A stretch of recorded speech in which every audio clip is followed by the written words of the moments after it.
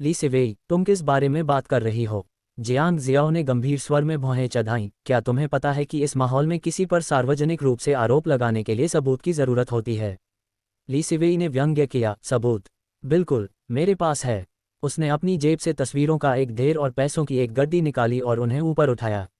Do तियानतियान ने मुझे प्रतियोगिता के इस दौर में जीतने के लिए 3000 युआन दिए थे। उस समय मैंने बस सहमत होने का नाटक किया, ये सोचकर कि मुझे उसका असली चेहरा उजागर करने का सही मौका मिल जाएगा। और इन तस्वीरों में साफ तौर पर डू तियानतियान को शीर्ष 10 प्रतियोगियों में से एक वांग जुएनिंग के साथ बातचीत करते हुए दिखाया गया है। मुझे शक है कि डू तियानतियान ने वांग जुएनिंग से भी जरूर संपर्क किया होगा। जियांग जियाओ और 10 जजों ने यह सुना और उनकी निगाहें डू तियानतियान और वांग जुएनिंग पर पड़ीं। डू तियानतियान ने ली सिवेई की तरफ देखा, उसके चेहरे पर कोई भाव नहीं था। वांग जुएनिंग की आंखें हल्की सी चमक उठी जब उसने देखा कि सब उसे देख रहे हैं।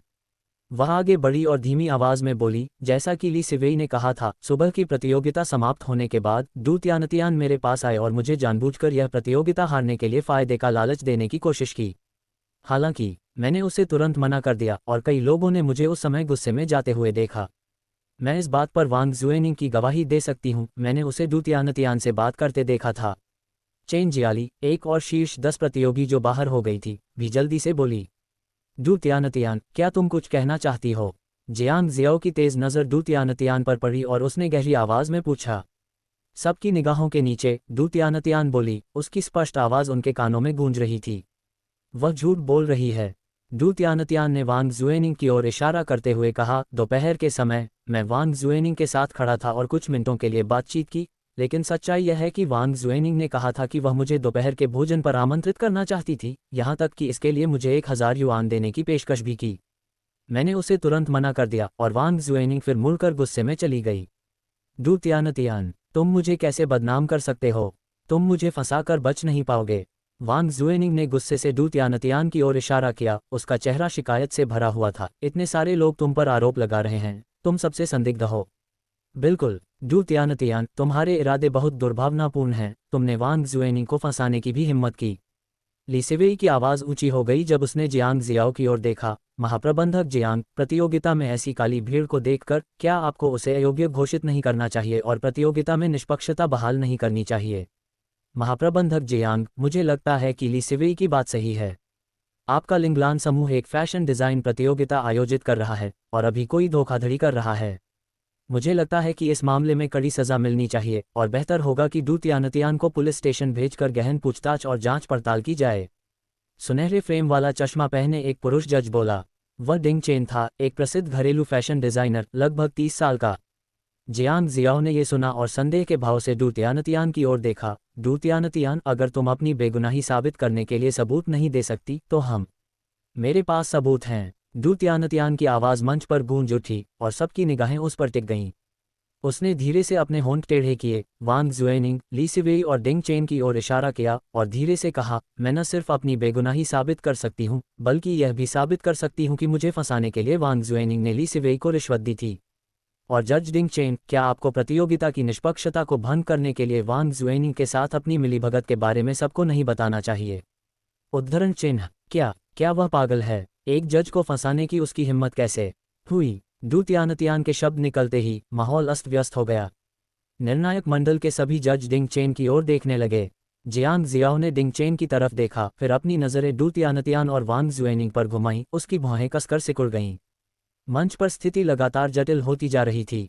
डिंग चेन का चेहरा शांत था, उसकी आंखें ठंडी थीं और वह डू तियानतियान को गौर से देख रहा था। डू तियानतियान, क्या तुमने मुझे बदनाम करने की हिम्मत की? मेरी हिम्मत नहीं होगी। बिना सबूत के मैं कुछ कैसे कह सकता हूँ? डू तियानतियान मंद मंद मुस्कुराए और पीछे मुड़कर देखा। झांग कियान तेजी से मंच के पीछे से ऊपर आए। उसके हाथ में एक काला बैग था। डिंग चेन के हाव भाव थोड़े बदल गए जब उसने किसी को मंच पर आते देखा। उसने खुद को शांत रखने की कोशिश की और कहा, मैं देखना चाहता हूं कि तुम क्या चाल चलने की कोशिश कर रही हो। डू तियानतियान ने हाथ बढ़ाया और झांग कियान के हाथ से काला बैग ले लिया और अंदर से दस्तावेजों का एक ढेर निकाला। उसने अपनी आंखें नीची कर लीं और कुछ पल उन्हें देखती रही। उसके होठों पर एक हल्की सी मुस्कान थी। दर्शकों में चारण की नज़रों से मिलते ही डू तियानतियान की आंखों में एक स्पष्ट मुस्कान तैर गई। फिर से अपना सिर उठाते हुए उसने कहा, डिंग चेन, वांग जुएनिंग आपकी प्रशिक्षु हैं, है ना? मैंने कभी नहीं सोचा था कि आप उन्हें इस फैशन प्रतियोगिता में अलग दिखाने के लिए इतनी दूर तक जाएंगे। आप क्या बकवास कर रहे हैं? डिंग चेन ने डू तियानतियान को गौर से देखा, उसकी आंखें गुस्से से भरी हुई थीं। वांग जुएनिंग की आंखों में घबराहट की एक झलक दिखाई दी और उसके हाथों ने अनजाने में उसकी बगल को जकड़ लिया। डू तियानतियान ने डिंग चेन के सवाल का जवाब नहीं दिया, इसके बजाय उसने जियांग जियाओ को देखा। महाप्रबंधक जियांग, मैं इस प्रतियोगिता में प्रतियोगिता के डिज़ाइन विषय को समय से पहले लीक करने के लिए डिंग चेन की रिपोर्ट करना चाहती हूं, जिसने वांग जुएनिंग को पहले से ही थीम से मेल खाने वाले कपड़ों की शैलियों को डिज़ाइन करने में मदद की। जैसे ही उसने बात की, शीर्ष 10 प्रतियोगियों, जजों और जियांग जियाओ सभी ने आश्चर्य के भाव दिखाए। डिंग चेन के चेहरे की मांसपेशियां फड़कने लगीं और वांग जुएनिंग का चेहरा थोड़ा पीला पड़ गया। ये सबूत हैं, और इसके अलावा मेरे पास गवाह भी हैं। डू तियानतियान ने अपने हाथ में मौजूद दस्तावेज जियांग जियाओ को सौंपने के बाद उसने अपनी ठुड्डी को थोड़ा ऊपर उठाया और मंच के नीचे लू हुई की ओर इशारा किया। लू हुई ने जल्दी से अपने बगल में खड़े 2 लोगों से कहा, मंच पर जाने की आपकी बारी है। ठीक है, दोनों ने जवाब दिया और तेजी से मंच की ओर चल पड़े। दोनों को धीरे धीरे मंच पर आते देख जियांग जियाओ की आंखों में गहरा संदेह उभर आया। ये दोनों फिर कौन थे? जैसे ही डिंग चेन ने इन दोनों को मंच पर कदम रखते देखा, उसकी पुतलियां सिकुड़ गईं और उसका चेहरा पूरी तरह बदल गया। चेन तियानजी और झांग यान मंच पर खड़े होकर डिंग चेन की ओर इशारा करते हुए बोले, इस फैशन प्रतियोगिता से पहले डिज़ाइनर डिंग ने हमें इस प्रतियोगिता की थीम के लिए डिज़ाइनिंग शुरू करवाई थी। पहले राउंड में वांग जुएनिंग का डीप ब्लू ड्रीम, दूसरे राउंड में उनका फॉरेस्ट डियर, तीसरे राउंड में उनकी आइस क्वीन और चौथे राउंड में रोज गैलेक्सी, ये सब हमने और डिंग चेन ने वांग जुएनिंग के लिए पहले से डिज़ाइन किए थे। क्या क्या क्या डिंग चेन ने वाकई एक प्रतियोगी के साथ मिलीभगत करके डिज़ाइन की थीम पहले ही लीक कर दी? क्या वो वांग जुएनिंग वाकई उनका प्रशिक्षु है? मैंने इसके बारे में पहले कभी नहीं सुना। डिंग चेन चीन में बहुत प्रतिष्ठित हैं, वो ऐसा कैसे कर सकते हैं? नीचे खड़ी भीड़ में फुसफुसाहट हुई और इन फुसफुसाहटों से डिंग चेन का चेहरा बेहद बदसूरत हो गया। क्या तुम सच कह रहे हो? जियांग जियाओ ने चेन तियानजी और झांग यान को शक की निगाह से देखा, फिर अपनी नज़र डिंग चेन के चेहरे पर घुमाई। बिल्कुल, ये सच है, हमारे पास डिज़ाइन के ड्राफ्ट हैं। चेन तियानजी ने अपनी जेब से कुछ कागज़ निकाले और जियांग शियाओ को थमा दिए। जियांग शियाओ ने पतले पन्ने लिए, उन पर एक नज़र डाली, फिर डिंग चेन और वांग जुएनिंग की ओर एक जटिल भाव से देखा। क्या अब तुम दोनों को कुछ कहना है? जियांग शियाओ अपने हाथ में डिज़ाइन के मसौदों को घूर रही थी, उसके चेहरे पर गंभीर भाव थे। क्योंकि प्रतियोगिता के पहले 4 राउंड की थीम के अलावा 5वें और आखिरी चैंपियनशिप राउंड, लाइफ, की डिज़ाइन थीम भी पहले से ही डिज़ाइन की गई थी। इस फैशन प्रतियोगिता के हर राउंड की डिज़ाइन थीम लिंगलांग ग्रुप और जजों ने पहले ही तय कर ली थी। अगर किसी ने उन्हें लीक नहीं किया था, तो इन दोनों लोगों को पहले से कैसे पता चल सकता था? डिंग चेन को बहुत शक हुआ। जियांग शियाओ की पूछताछ का सामना करते हुए डिंग चेन का चेहरा पीला पड़ गया और उसने जिद करते हुए कहा, मैंने ऐसा कुछ नहीं किया। मुझे फंसाने के लिए उन्हें ज़रूर रिश्वत दी गई होगी। वांग जुएनिंग ने भी खुद को शांत रखने की कोशिश की, अपनी मुट्ठियां भींचते हुए जोर से कहा, ये दोनों झूठे कहीं से प्रकट हो गए। तुम उनकी बकवास बिल्कुल नहीं सुन सकते। मेरे सारे डिज़ाइन मेरे अपने विचार हैं, बिल्कुल भी नहीं जो वे कह रहे हैं। क्या ऐसा है? डू तियानतियान ने देखा कि जब तक वे ताबूत को नहीं देख लेते, तब तक दोनों के आंसू नहीं बहेंगे, और उसने पुकारा, सहायक ली, कृपया सबको सच बता दीजिए। उसके ये शब्द निकलते ही डिंग चेन के पीछे से लगभग 20 साल का एक युवक बाहर आया। उसका नाम ली लुओ था और वह डिंग चेन का सहायक था। उसे बाहर जाते देख डिंग चेन और वांग जुएनिंग दोनों के हाव भाव उसी क्षण अचानक बदल गए। ली लुओ, तुम क्या करने की कोशिश कर रहे हो? डिंग चेन ने अपनी मुट्ठियां भींच लीं, उसकी आंखें ली लुओ की ओर देखते हुए चेतावनी से भर गईं। भाई डिंग, मैं बस यही चाहता हूं कि सबको सच पता चले। ली लुओ ने डिंग चेन को उलझन भरी नज़रों से देखा, फिर ऊंची आवाज़ में कहा, मैं साबित कर सकता हूं कि डिंग चेन और वांग जुएनिंग ने इस फैशन प्रतियोगिता की चैंपियनशिप जीतने की कोशिश में सांठगांठ की है। डिंग चेन और वांग जुएनिंग भले ही गुरु शिष्य लगते हों, असल में उनके बीच एक अनोखा रिश्ता है, जो अक्सर साथ में होटल के कमरे बुक करते हैं। इस फैशन प्रतियोगिता में वांग जुएनिंग चैंपियनशिप का खिताब जीतने के लिए डिंग चेन से मदद की भीख मांग रही थी। बदकिस्मती से वांग जुएनिंग का हुनर नाकाफी था, जिससे चैंपियनशिप जीतना उसके लिए बेहद मुश्किल हो गया। इसलिए डिंग चेन ने उसके लिए साजिश रची, जिसमें डिज़ाइन की थीम पहले ही लीक कर देना, वांग जुएनिंग के लिए डिज़ाइन करवाना और यहाँ तक कि जजमेंट के दौरान जानबूझकर वांग जुएनिंग के अंक बढ़ा देना भी शामिल था। ली लुओ के ये शब्द निकलते ही वहाँ कोलाहल मच गया। अविश्वास से भरी सभी निगाहें डिंग चेन और वांग जुएनिंग पर घूम रही थीं।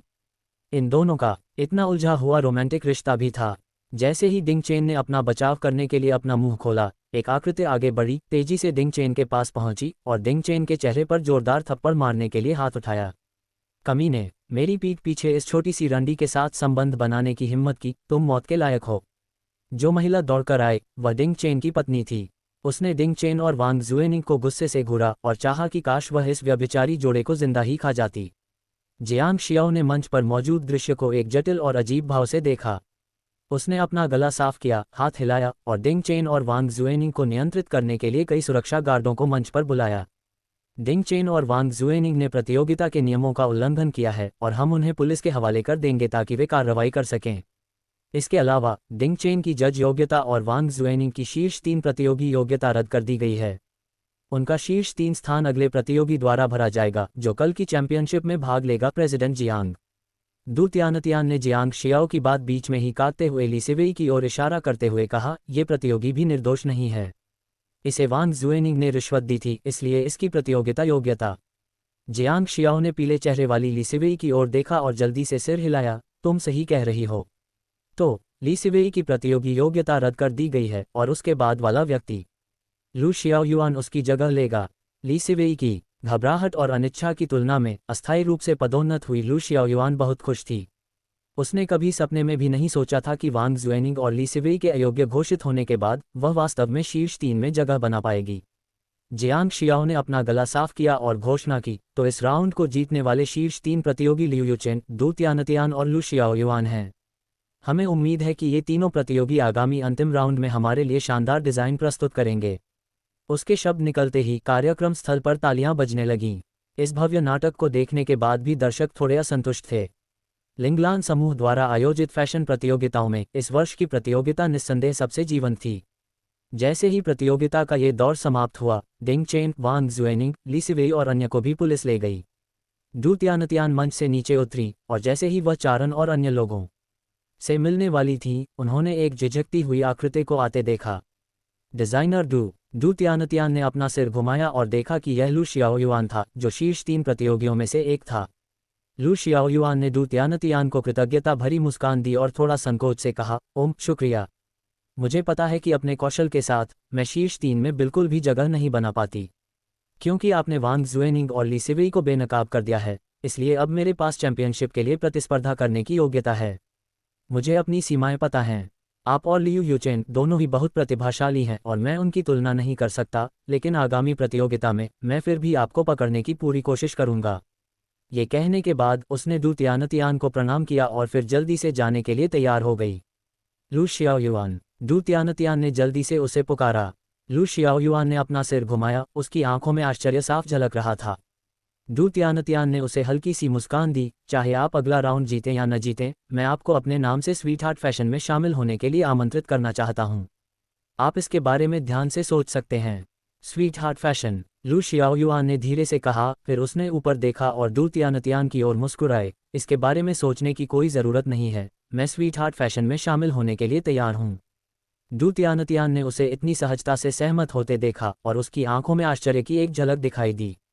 आप प्रतियोगिता के बाद तक फैसला करने का इंतजार नहीं कर रहे हैं। यदि आप चैंपियनशिप जीतते हैं तो आप लिंगलान समूह में शामिल हो सकते हैं। ये ध्यान दिया जाना चाहिए कि लिंगलान समूह देश के शीर्ष महिलाओं के कपड़ों के ब्रांडों में से एक है। दूसरी ओर स्वीट हार्ट फैशन उद्योग में एक नया उभरता हुआ ब्रांड है। दू तियानतियान की बातें सुनकर लू शियाओयुआन ने जल्दी से अपना सिर हिलाया, मैं अपनी क्षमताओं को बहुत अच्छी तरह से जानती हूँ। लिंगलान समूह में बहुत सारे अविश्वसनीय रूप से प्रतिभाशाली डिजाइनर हैं, मैं वहां कभी भी खड़ा नहीं होऊंगा। और मैं अपने कौशल के स्तर के बारे में बहुत सटीक हूं। प्रतियोगिता के अगले दौर में मुझे अंतिम स्थान पर होना चाहिए। दू तियानतियान ने उसकी बातें सुनी और असहाय होकर मुस्कुराया, ठीक है, तो लू शियाओयुआन, स्वीट हार्ट फैशन में आपका स्वागत है। धन्यवाद। लू शियाओयुआन ने फिर से दू तियानतियान को झुकाया। दू तियानतियान को बधाई दिया, हमें बाहर जाकर खोजबीन करनी चाहिए। दू तियानतियान ने एक पल सोचा और धीरे से कहा, चलो होटल वापस चलते हैं। उसे आगामी प्रतियोगिता की तैयारी के लिए अपनी स्थिति को समायोजित करने की आवश्यकता थी। आज बहुत कुछ हुआ था। प्रतियोगिता स्थल पर अराजकता, प्रतियोगिता की निष्पक्षता को बाधित करने वाले मास्टरमाइंड की पहचान। अगर चारण की पूर्व जांच और व्यवस्था न होती तो दू तियानतियान को एक बड़ा झटका लग सकता था। सौभाग्य से यह मामला अंततः एक शांतिपूर्ण निष्कर्ष पर पहुंच गया। जिन्हाओ होटल में वापस चारण ने देखा कि कोई पहले से ही उनका इंतजार कर रहा था। ये डिंग चेन का सहायक ली लुओ था। ली लुओ ने चारण और अन्य लोगों को लौटते देखा और जल्दी से आगे बढ़ा। श्रीकिन, मैं। चरण ने अपना सिर लू हुई की ओर झुकाया और लू हुई ने अपनी जेब से नकदी की एक गड्डी निकाली और ली लुओ को दे दी। अपने सामने नकदी के मोटे ढेर को देखते हुए ली लुओ ने अपना सिर हल्के से हिलाया और अपना हाथ लहराते हुए कहा, श्रीकिन, मैंने पैसों के लिए आपकी मदद नहीं की। वह रुका, फिर बोला, डिंग चेन ने इस प्रतियोगिता में नियमों को तोड़ दिया। ये भाग लेने वाले प्रत्येक प्रतियोगी के लिए बेहद अनुचित है। बात सिर्फ इतनी है कि मेरी ताकत से उसे पहले हराना आसान नहीं था। अब आपकी मदद से डिंग चेन की प्रतिष्ठा बर्बाद हो गई है और वह फैशन डिज़ाइन उद्योग में सड़क पार करने वाले चूहे की तरह है। मुझे आपका धन्यवाद करना चाहिए। क्या आपको डिंग चेन से कोई शिकायत है? उसे सुनते ही चारण की आंखें जिज्ञासा से भर गईं। जब लू हुई ने वांग जुएनिंग का पता लगाया और उसे डिंग चेन की जांच करने के लिए प्रेरित किया तो उसने पाया कि डिंग चेन का सहायक ली लुओ भी गुप्त रूप से डिंग चेन की जांच कर रहा था। प्रत्याशित रूप से ली लुओ ने उस समय उनकी मदद करने के लिए तुरंत हामी भर दी। अब ली लुओ की बातें सुनकर चरण और भी उत्सुक हो गया। हाँ, मुझे उससे कुछ शिकायतें हैं। ली लुओ ने आह भरी, मेरी एक छोटी बहन भी है जो एक फैशन डिज़ाइनर थी।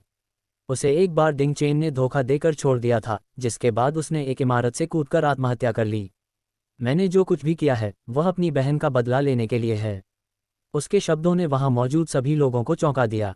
उन्हें ली लुओ और डिंग चेन के बीच इतनी गहरी दुश्मनी की उम्मीद नहीं थी। अब जब डिंग चेन गिर गया है तो आगे क्या योजना है? चरण ने ली लुओ की कार्यशैली की प्रशंसा की और सक्रियता से पूछा। डिंग चेन की गिरफ्तारी और एक अज्ञात जेल की सजा का सामना करने के साथ उसका सहायक ली लुओ वास्तव में बेरोजगार हो गया था।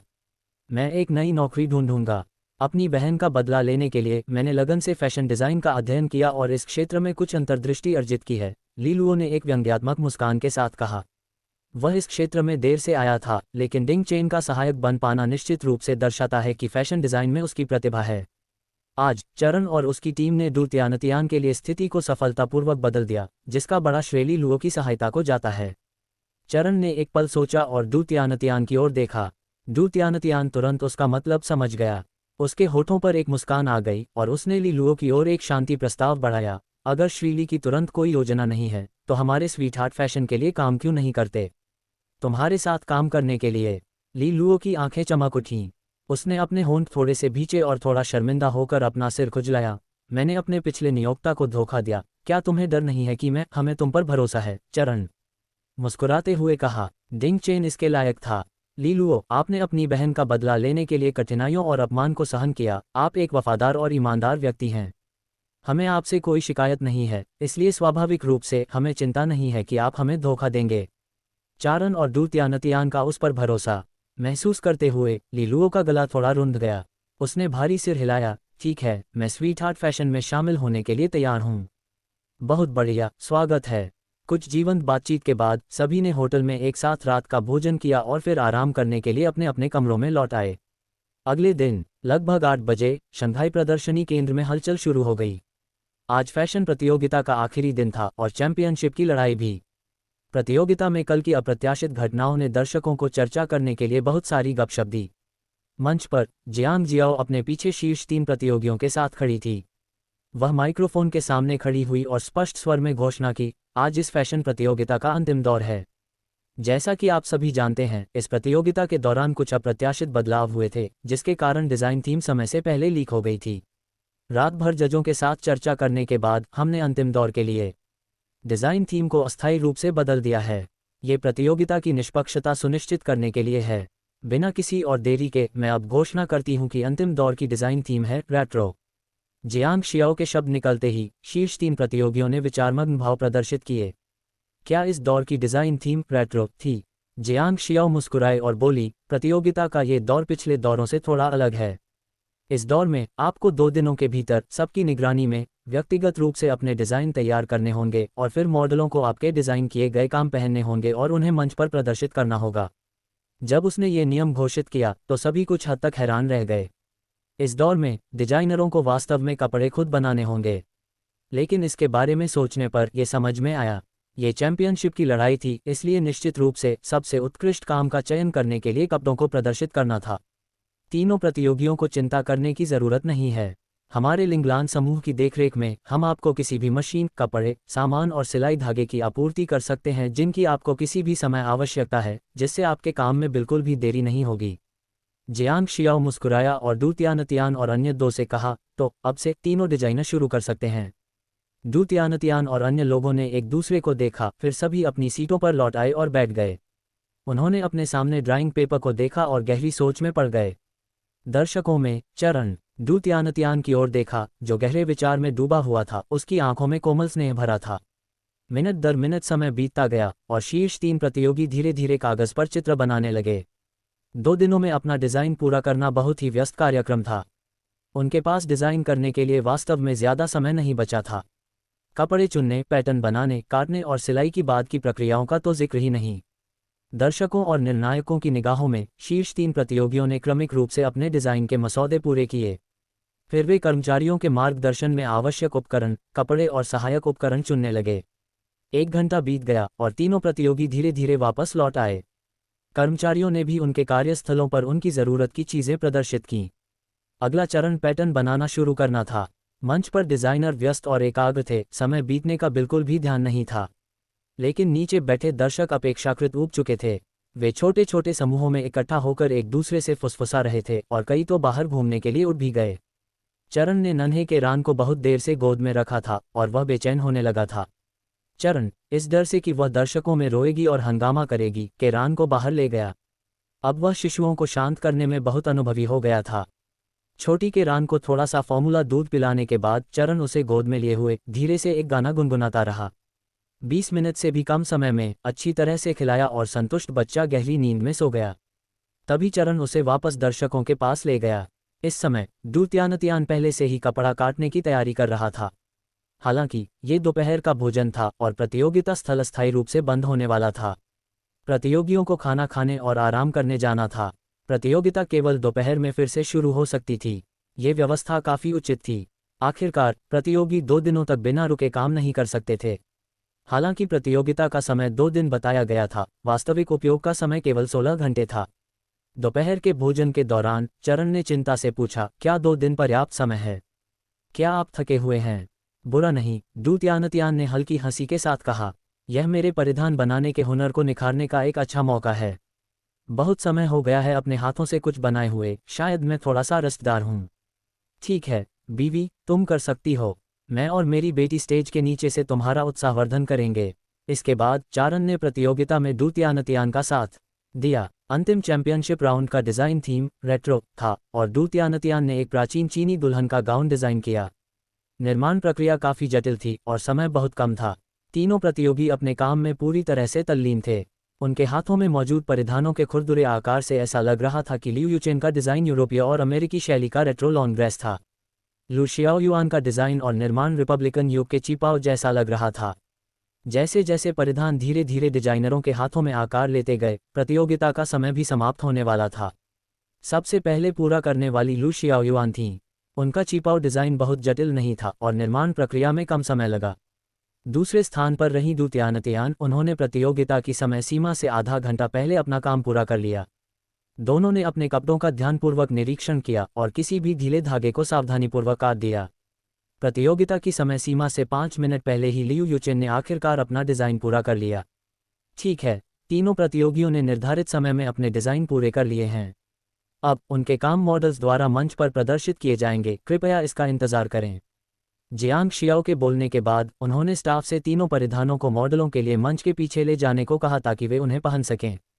डू तियानतियान, लू शियाओयुआन और लियू यूचेन अंतिम निर्णायक क्षण का चुपचाप इंतजार कर रहे थे। जैसे ही संगीत शुरू हुआ, 3 मॉडल्स एक साथ मंच के पीछे से बाहर आईं। वे लंबी थीं, उत्तम मेकअप के साथ और 3 अलग अलग शैलियों के परिधान पहने हुए थीं। लू शियाओयुआन का डिज़ाइन एक चिपाओ था और इस परिधान को प्रदर्शित करने वाली मॉडल ने पिछली सदी के रेट्रो मेकअप के साथ अपने बालों को बांध रखा था। चांद सफ़ेद चिपाओ के कॉलर पर चपरासी डिज़ाइन थे जो बेहद नाजुक लग रहे थे। कॉलर और कफ पर उत्तम चांदी की किनारी लगी थी और सुंदर मेढक बटन मानव प्रतिभा का एक अद्भुत नमूना थे जो इस चिपाओ की सुंदरता में 4 चांद लगा रहे थे। उत्तम वक्र मॉडल के सुडौल शरीर को रेखांकित कर रहे थे, एक उत्तम और सुरुचिपूर्ण आकर्षण प्रदर्शित कर रहे थे। ये लू शियाओयुआन का डिज़ाइन था, मून शैडो। डू तियानतियान का डिज़ाइन एक चटक लाल रंग का दुल्हन का गाउन था। उच्च गुणवत्ता वाली रेशमी शादी की पोशाक मुलायम और चिकनी थी और चौड़ी स्कर्ट हर हरकत के साथ हल्के से हिल रही थी। सोने और चांदी के धागों से बने डिज़ाइन शानदार ढंग से झिलमिला रहे थे। मॉडल ने फीनिक्स का मुकुट और यह भव्य लाल दुल्हन का गाउन पहना था जो कुलीनता और वैभव का प्रतीक था। उन्होंने इस दुल्हन के गाउन का नाम फीनिक्स सीकिंग फीनिक्स रखा था। लियू यूचेन का डिज़ाइन एक शानदार रेट्रो यूरोपीय कोर्ट लॉन ड्रेस था। इसमें चौकोर neckline, puff sleeves, layered cake skirt और शानदार बोज थे। कहना न होगा कि लियू यूचेन एक पुरुष डिज़ाइनर होने के बावजूद उनके डिज़ाइन किए हुए कपड़ों ने महिलाओं का दिल जीत लिया। तीनों मॉडलों के मंच पर अपनी कला का प्रदर्शन समाप्त करने के बाद जज आपस में फुसफुसाने लगे और तीनों प्रतियोगियों को अंक देने लगे। चूंकि डिंग चेन की जज की योग्यता रद्द कर दी गई थी, इसलिए लिंगलान ग्रुप ने एक और जज को फिर से बुलाया। इस जज की इंडस्ट्री में अच्छी प्रतिष्ठा थी, इसलिए प्रतियोगिता की निष्पक्षता को लेकर चिंता करने की कोई ज़रूरत नहीं थी। कुछ देर की चर्चा के बाद जजों ने अपने अंतिम अंक दिए। अगले, मैं प्रतियोगिता के इस दौर के अंतिम अंकों की घोषणा करूंगी। जियांग शियाओ मंच पर आई, उनकी नज़रें नीचे दर्शकों पर घूम रही थीं और उन्होंने परिणाम घोषित किए। प्रतियोगिता के इस दौर की तीसरी विजेता हैं लू शियाओयुआन। लू शियाओयुआन ने इस प्रतियोगिता में 95 अंक हासिल किए। आइए तालियों से उन्हें बधाई दें। ताली ताली ताली ताली। जियांग शियाओ के शब्द निकलते ही मंच के नीचे से तालियों की गड़गड़ाहट गूंज उठी। लू शियाओयुआन ने सुना कि उसने तीसरा स्थान हासिल किया है तो वह बेबसी से मुस्कुराए और सभी का अभिवादन किया। दरअसल उसे पहले से ही इस परिणाम का अंदाज़ा था और वह ज़्यादा निराश नहीं हुई। प्रतियोगिता के इस दौर की दूसरे स्थान की विजेता हैं। उद्धरण चिन्ह। तालियां थमने के बाद जियांग शियाओ ने तुरंत घोषणा की, लियू यूचेन। उन्होंने इस प्रतियोगिता में 97 अंक हासिल किए। दूसरे स्थान पर आने की बात सुनकर लियू यूचेन के चेहरे पर निराशा साफ झलक रही थी। उसने डू तियानतियान की ओर देखा, उसकी आंखों में ईर्ष्या के भाव थे। डू तियानतियान इस समय पहले से ही बहुत घबराया हुआ और उत्साहित था। आखिरी 2 स्थानों की घोषणा हो चुकी थी, इसलिए आइए इस प्रतियोगिता की विजेता डू तियानतियान को बधाई देने के लिए तालियां बजाएं। जियांग शियाओ ने मुस्कुराते हुए कहा, डिज़ाइनर डू ने प्रतियोगिता के इस दौर में 98 अंक हासिल किए हैं। उसने तालियों की गड़गड़ाहट का नेतृत्व किया और दर्शकों ने तुरंत जोरदार तालियां बजाईं। डू तियानतियान ने खिलखिलाकर मुस्कुराया और उसके मोती जैसे सफ़ेद दांत दिखाई देने लगे। चारन दर्शकों के बीच बैठी, सचमुच खुश और उस पर गर्व महसूस कर रही थी। 1 साल से भी ज़्यादा की कड़ी मेहनत और अभ्यास के बाद डू तियानतियान आखिरकार बड़ी हो गई थी। फैशन डिज़ाइन प्रतियोगिता में चैंपियनशिप जीतना उसकी ताकत साबित करने के लिए काफ़ी था। जब मंच पर तालियां थम गईं, तो जियांग शियाओ ने तीनों प्रतिभागियों को शीर्ष 3 पदक प्रदान किए। फिर उसने पुरस्कार राशि के मोचन टोकन तीनों प्रतिभागियों को दिए। डू तियानतियान और बाकी 2 ने फोटोग्राफर के साथ मिलकर कुछ तस्वीरें खींचवाईं और अपने पुरस्कार टोकन और पदक पकड़े। आखिर इस तरह की फैशन डिज़ाइन प्रतियोगिता को प्रचार की ज़रूरत थी। तस्वीरें खिंचवाने के बाद जियांग शियाओ ने मुस्कुराते हुए कहा, छठी फैशन डिज़ाइन प्रतियोगिता सफलतापूर्वक संपन्न हो गई है। हमारे लिंगलान समूह के प्रति आपके समर्थन और प्यार के लिए आप सभी का धन्यवाद। भविष्य में हम और भी संभावित डिज़ाइनरों की खोज जारी रखेंगे, जिससे हमारे लिंगलान ब्रांड को और मजबूत क्षमताएं प्राप्त होंगी और हम सभी की सेवा कर पाएंगे। ताली ताली ताली ताली ताली। मंच के नीचे से तालियां गूंज उठीं और प्रतियोगी मंच के पीछे चले गए। दर्शकों में बैठे लोग भी व्यवस्थित ढंग से बाहर निकल गए। चरण ने के रान को थामे रखा और डू तियानतियान के आने का इंतजार किया। किसी अज्ञात कारण से डू तियानतियान और झांग कियान लगभग 20 मिनट बाद बाहर आए। लू शियाओयुआन भी उनके साथ था। इतना समय क्यों लगा? चरण उनके पास गया और चिंता से पूछा। महाप्रबंधक जियांग ने हमें रोक लिया और पूछा कि क्या हम लिंगलान समूह में शामिल होने को तैयार हैं। डू तियानतियान की आंखों में मुस्कान थी जब उसने चरण को बताया, जियाओयुआन और मैंने उसका निमंत्रण अस्वीकार कर दिया, लेकिन डिज़ाइनर लियू लिंगलान समूह में शामिल होने के लिए सहमत हो गईं। और साथ ही महाप्रबंधक जियांग प्रतियोगिता में हमारे द्वारा डिज़ाइन किए गए कपड़ों की शैलियों के कॉपीराइट खरीदना चाहती थी, जिसे मैंने भी विनम्रता से अस्वीकार कर दिया। प्रतियोगिता में डू तियानतियान द्वारा डिज़ाइन किए गए हर परिधान को असाधारण देखभाल के साथ बनाया गया था। वह वापस लौटना चाहती थीं और स्वीट हार्ट फैशन से उन्हें प्रोसेस करवाकर खुद बेचना चाहती थीं। तो वह बहुत निराश होंगी। चरण भी मुस्कुराए और कंधे उचका दिए। कोई बात नहीं, जियाओयुआन और मेरे अलावा लगभग सभी अन्य शीर्ष 10 प्रतियोगियों को लिंगलान समूह में भर्ती कर लिया गया था। डू तियानतियान ने मुस्कुराते हुए कहा।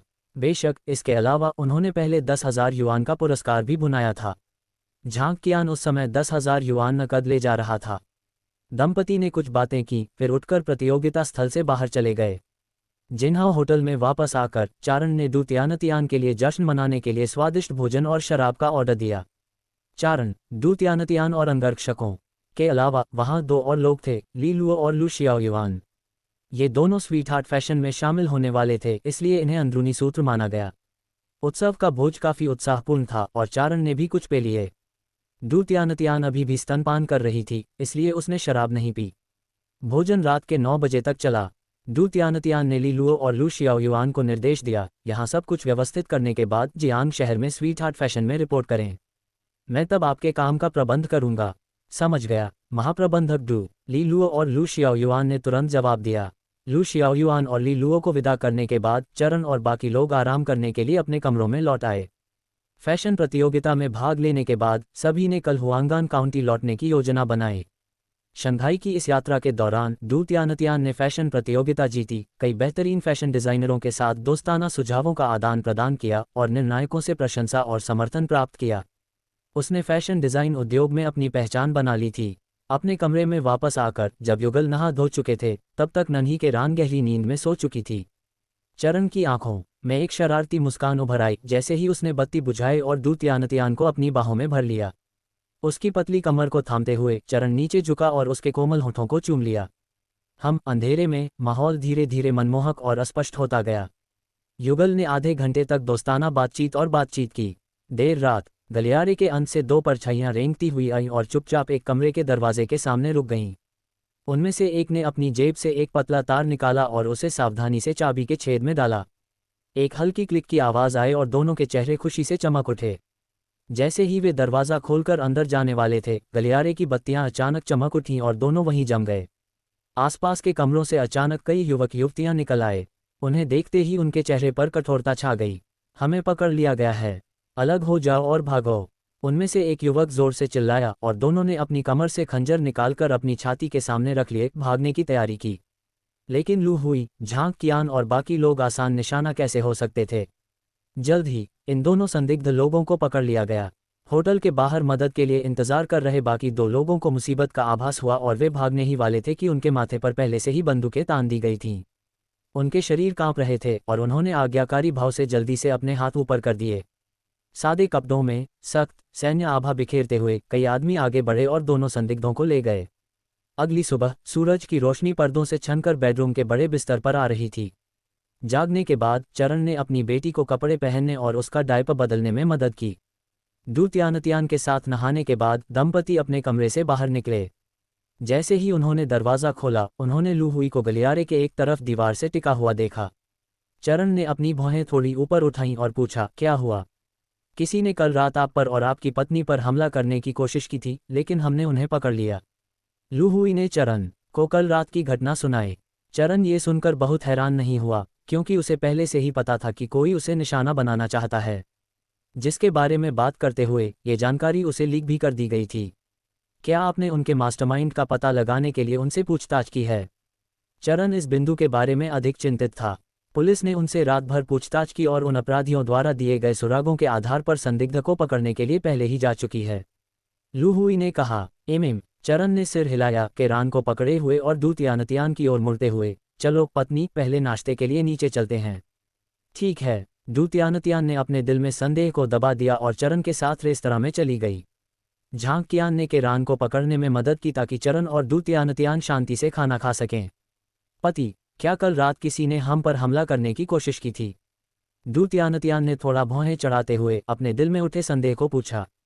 लू हुई के साथ चरण की अभी अभी हुई बातचीत ने उसे थोड़ा उलझन में डाल दिया था। हाँ, लेकिन चिंता मत करो, बुरे लोग सभी पकड़े गए हैं। चरण ने एक चाय का अंडा उठाया और उसे छीलना शुरू कर दिया और डू तियानतियान को समझाया, यह मामला माउंटेन गोट इलेक्ट्रॉनिक्स से संबंधित है। कुछ समय पहले माउंटेन गोट इलेक्ट्रॉनिक्स हमारे तियानशेंग इलेक्ट्रिक के साथ उत्पादन और बिक्री में सहयोग करना चाहता था, लेकिन मैंने मना कर दिया। फिर उनकी कंपनी की घरेलू शाखा का बॉस नाखुश हो गया और उसने लोगों को मुझे नुकसान पहुंचाने के लिए व्यवस्थित किया। डू तियानतियान की आंखें चौड़ी हो गईं। पति, आपको ये कैसे पता चला? यह इस बॉस के अधीनस्थ माउंटेन गोट इलेक्ट्रॉनिक्स की शाखा कंपनी के महाप्रबंधक चेन वेनलोंग ने ही मुझे सूचित किया था। चेन वेनलोंग का चेहरा चरण की आंखों में चमक उठा और उसके मुंह के कोने थोड़े टेढ़े हो गए। वह बुराई को बढ़ावा नहीं देना चाहता था, नहीं वह अपने हाथों पर खून चाहता था, इसलिए उसने चुपचाप मुझे अपने वरिष्ठ की योजना के बारे में बता दिया। तुम्हें पहले से ही पता था कि कोई तुम्हारे साथ पेश आने वाला है। डू चिंतित दिखे, तो फिर तुम मेरे साथ शंघाई क्यों जाना चाहते थे? ऐसी परिस्थितियों में यात्रा करना कितना खतरनाक है। कोई बात नहीं, हुईगे और सिस्टर कियान के अलावा जो खुलेआम हमारी रक्षा कर रहे हैं, कई और लोग भी हैं जो गुप्त रूप से हमारी सुरक्षा कर रहे हैं। चरण। डू ने हाथ बढ़ाकर छिला हुआ अंडा उसकी ओर बढ़ाया, उसकी आंखें कोमल थीं। फैशन प्रतियोगिता आपके लिए बहुत महत्वपूर्ण है, इसलिए मुझे आपके साथ चलना ही था। इसके अलावा अगर हम फुयुआन में ही रुक जाते तो ये बुरी आत्माएं बाहर आने की हिम्मत कैसे करतीं? डू ने सोच समझकर सिर हिलाया। नाश्ता समाप्त करने के बाद वे शंघाई छोड़ने की तैयारी में अपना सामान पैक करने के लिए अपने कमरे में लौट आए। वे कई दिनों से बाहर थे और अब घर जाने का समय हो गया था। Chengdu, mountain goat electronics company शाखा। इचिरो कोजिमा एक मुलायम चमड़े की कुर्सी पर पीछे की ओर झुके हुए थे, उनके पैर मेज पर क्रॉस करके रखे हुए थे। उन्होंने एक धुन गुनगुनाई, ऐसा लग रहा था कि वे बहुत अच्छे मूड में हैं। दस्तक दस्तक दस्तक। दरवाजे पर दस्तक हुई और इचिरो कोजिमा ने कहा, अंदर आइए। इचिरो कोजिमा के हाव भाव थोड़े बदले और वह झट से उठ खड़ा हुआ, उसका चेहरा कुछ नाराज सा था। तुम कौन हो? क्या करना चाहते हो? श्री कोजिमा, हम चेंगदू पुलिस स्टेशन से हैं। मैं जांच दल से लियूजी हूँ। तुम पर एक हत्यारे को सुपारी देने का शक है, कृपया हमारे साथ चलो। प्रमुख पुलिस अधिकारी ने अपना पहचान पत्र दिखाया और अपना उद्देश्य बताया। फिर उसने हाथ हिलाकर अपने पीछे खड़े अधिकारियों को निर्देश दिया, उसे ले जाओ। इचिरो कोजिमा का चेहरा पीला पड़ गया और वह जल्दी से चिल्लाया, मैंने ऐसा कुछ नहीं किया, यह जरूर कोई गलतफहमी होगी। तुम मुझे किस हक से गिरफ्तार कर रहे हो? जाहिर है, क्योंकि हमारे पास सबूत हैं। कैप्टन लियू ने गंभीर भाव से कहा, इचिरो कोजिमा, जिन अपराधियों को तुमने सुपारी दी थी, उन्होंने पहले ही अपना गुनाह कबूल कर लिया है। इसके अलावा तुम्हारे सचिव और सहायक ने भी स्वेच्छा से तुम्हारी शिकायत की है। तुमने सिर्फ इस एक मामले से ज्यादा अपराध किए हैं। ये कहने के बाद उसने इचिरो कोजिमा की प्रतिक्रिया का इंतजार किए बिना हथकड़ियां निकाल लीं और इचिरो कोजिमा की कलाइयों में बेड़ियां डाल दीं। इचिरो कोजिमा ने ठंडे स्पर्श का अनुभव किया और उसका चेहरा पीला पड़ गया। उसका दिल दहशत से भर गया, उसे समझ नहीं आ रहा था कि आखिर गड़बड़ कहाँ हुई। उसने पहले भी अपने प्रतिद्वंद्वियों को खत्म करने के लिए हथियारों को किराए पर लिया था। ऐसा क्यों था कि इस बार वह न सिर्फ नाकाम रहा, बल्कि खुद भी इसमें शामिल हो गया? हुआंगान काउंटी, फुयुआन। चरण और उसके समूह की शंघाई यात्रा अंततः सफलतापूर्वक संपन्न हुई और वे घर लौट आए। वापस आकर वे खाली नहीं बैठ सकते थे, पति पत्नी दोनों को अपने अपने काम निपटाने थे। डू ने शंघाई में फैशन प्रतियोगिता जीती थी, जिससे उसका नाम प्रसिद्ध हो गया था। ज्यादा लोग उससे कपड़े डिजाइन करवाना चाहते थे और स्वीट हार्ट फैशन के साथ सहयोग करना चाहते थे। दूसरी ओर चरण को अपनी विभिन्न कंपनियों से जुड़े काम निपटाने थे। हालांकि वह प्रबंधन में ज्यादा शामिल नहीं था, फिर भी उसे कंपनियों के विकास के रुझानों से अवगत रहना था। जब वह बाहर था, विक्रम ने त्यानचेंग रियल एस्टेट का पंजीकरण करा लिया था।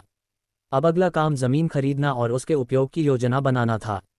जैसे ही यह विचार चरण के दिमाग में कौंधा, लिविंग रूम में रखे टेलीफोन की घंटी बजी। जब वह वहां गया और फोन उठाया तो उसने एक जानी पहचानी आवाज सुनी। क्या ये शिक्षाविद किंतियान हैं? मैं फैंग हाइचेंग हूँ, जियांग सिटी भूमि संसाधन प्रबंधन ब्यूरो का निदेशक। मैं हूँ निदेशक फैंग, नमस्ते। चारण ने भौहें चढ़ाईं, ये सोचकर कि फैंग हाइचेंग का फोन वाकई सही समय पर आया था। वह बस उन्हें मनाने ही वाला था। वह सोच रहा था कि क्या सरकार उसके द्वारा पहले चुने गए जमीन के कई प्लॉटों को मंजूरी देगी और उन्हें किस कीमत पर बेचा जाएगा। मैं आज शिक्षाविद किन को एक अच्छी खबर सुनाने आया हूँ। फैंग हाइचेंग ने हंसते हुए कहा, शिक्षाविद किन, आपने पहले जो दर्जन भर जमीन के प्लॉट चुने थे, उन सभी को उच्च अधिकारियों ने मंजूरी दे दी है और कीमत हमारी उम्मीद से बहुत कम है। उसकी बातें सुनकर चारण की आंखें चमक उठीं। उसने उम्मीद नहीं की थी कि जियांग सिटी सरकार उसके प्रति इतनी उदार होगी। तो फिर हम अनुबंध पर कब हस्ताक्षर करेंगे? वह थोड़ा उत्सुक था। ये तो तय था कि इन जमीनों के अधिग्रहण के बाद भी इन पर विकास और निर्माण का सिलसिला जारी रहेगा, इसलिए जितनी जल्दी हो सके उतना अच्छा। इस कॉल का उद्देश्य शिक्षाविद किन से समय पक्का करना है, ये जानने के लिए कि आप कब उपलब्ध हैं। फैंग हाइचेंग ने कहा, मैं इन दिनों खाली हूँ। अच्छा, मैं कल जियांग शहर जाकर अनुबंध पर हस्ताक्षर करूंगा। चरण ने थोड़ी देर रुककर कहा, ठीक है, मैं कल ब्यूरो में शिक्षाविद किन का इंतजार करूंगा। फैंग हाइचेंग ने तुरंत जवाब दिया। फोन रखने के बाद चरण ने अलग अलग शरत और विक्रम को फोन करके खुशखबरी सुनाई। शरत और विक्रम, हम ये सुनकर भी बहुत उत्साहित थे कि चरण उत्कृष्ट भौगोलिक स्थिति वाले कई भूखंडों का अधिग्रहण करने वाला था। अगले दिन चरण जियांग सिटी गए और जियांग सिटी सरकार के साथ भूमि उपयोग अधिकार हस्तांतरण अनुबंध पर हस्ताक्षर किए। कुल 12 भूखंड, जिनकी कीमत 150 मिलियन युआन थी। अनुबंध पर हस्ताक्षर करने के बाद झाओ मेयर ने सक्रिय रूप से चरण से हाथ मिलाया। चेहरे पर मुस्कान के साथ उन्होंने चरण से कहा, शिक्षाविद किन, हमारी जियांग सिटी सरकार इन जमीनों पर आपके द्वारा की जाने वाली योजना और निर्माण का पूरा समर्थन करेगी।